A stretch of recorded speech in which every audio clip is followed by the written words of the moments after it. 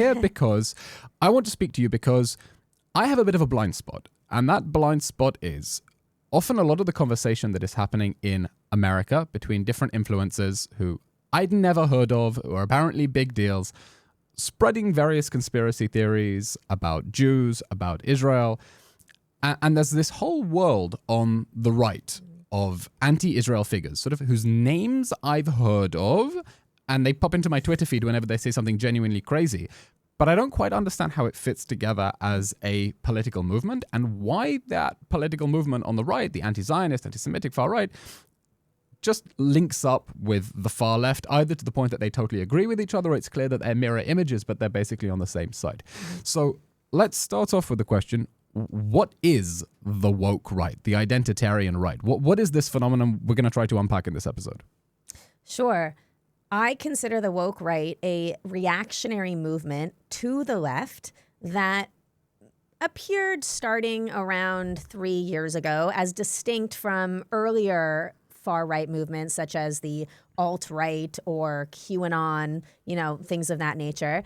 But the woke right really emerged, I think, right around October 7th. I saw signs of it a little bit earlier, and, you can always go back in history because there's always been conspiracy crazies on both sides of the aisle, extremists, radicals, fanatics. But the woke right was something distinctly new because it was under the banner of America First and MAGA, which I consider myself to be part of.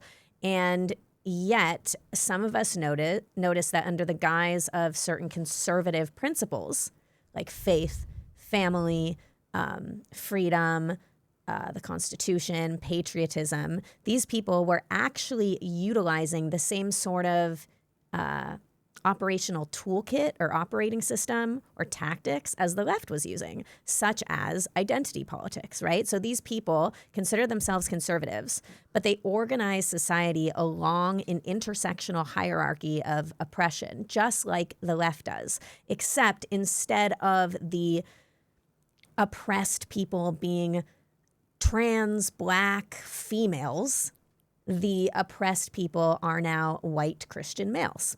So it's kind of reversed. But there are, as you said, similarities, which is that in both cases, it is the Jews that are the oppressors, right? In the case of the woke right, you would also have maybe like women or Indians, because some of these characters are also very racialist or misogynistic, depending on the certain subfaction, because this is kind of a big group of different factions. But definitely what ties them all together is their mutual hostility towards Jews and the Jewish state. So if I'm following correctly, you're saying there was a movement on the far left that divided the world into oppressor and oppressed, and the Jews were the oppressors because the state of Israel is a white settler colonial state, blah, blah, blah, and because Jews otherwise are wealthy and the power behind the White House or whatever it is the far left is saying.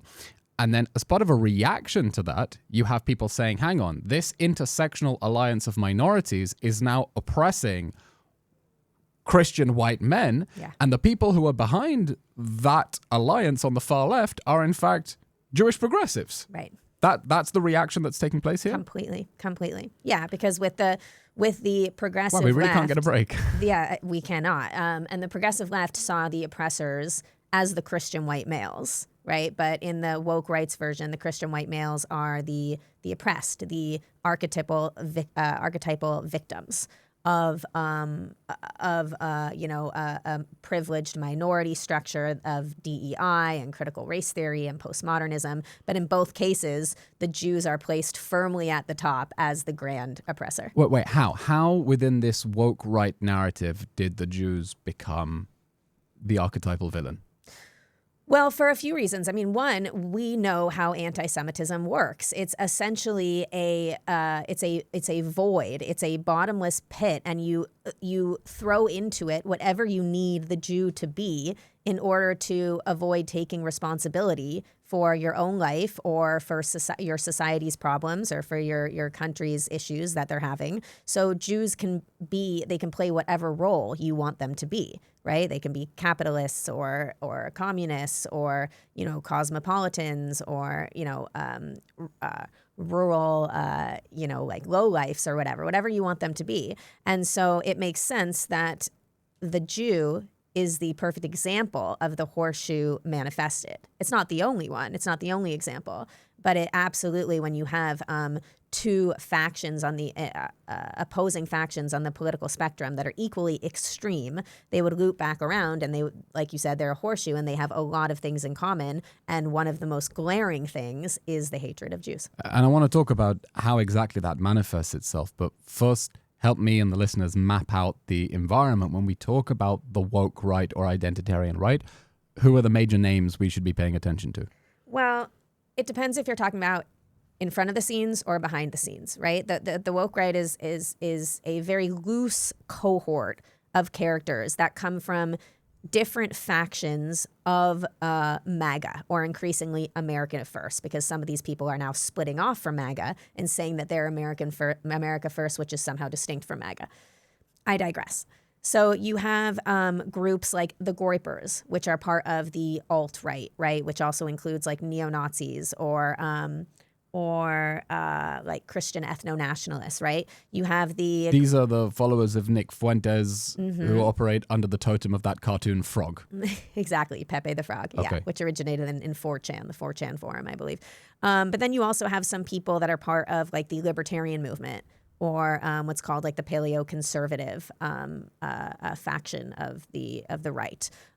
These people are, isolationists, but they're more of the kind of like Ron Paul, Pat Buchanan variety. Not so much the Christian theocratic variety, So there's different sub-factions there. There's also some people from the health freedom movement, which I was very involved in, who just took a nasty turn. Health freedom? Yeah, like the MAHA movement, the Make America Healthy Again movement, which began by Robert F. Kennedy Jr. in America, who's now HHS secretary in the States under Trump.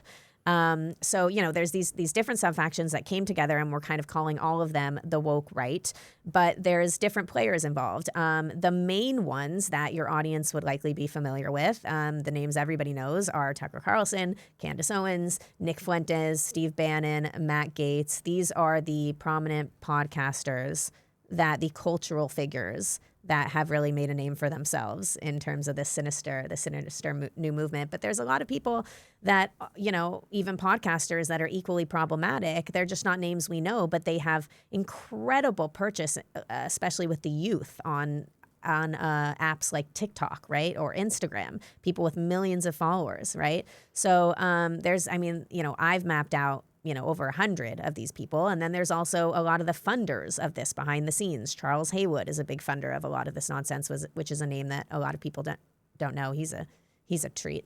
And George O'Neill, who funds the American Conservative, which is a Pat Buchanan outlet in America, a magazine that has been pushing a lot of this really sinister extremist stuff on the right. So just like we've mapped out the left, right, the progressive left with the Tides Foundation and George Soros and all the NGOs that are a part of this and all of the elite funders from the top down and all of the grassroots groups from the bottom up, the same thing is forming on the right. So it's a huge network with a lot of different nodes that we can go and explore. It sounds like the problem is much wider than a few bad apples,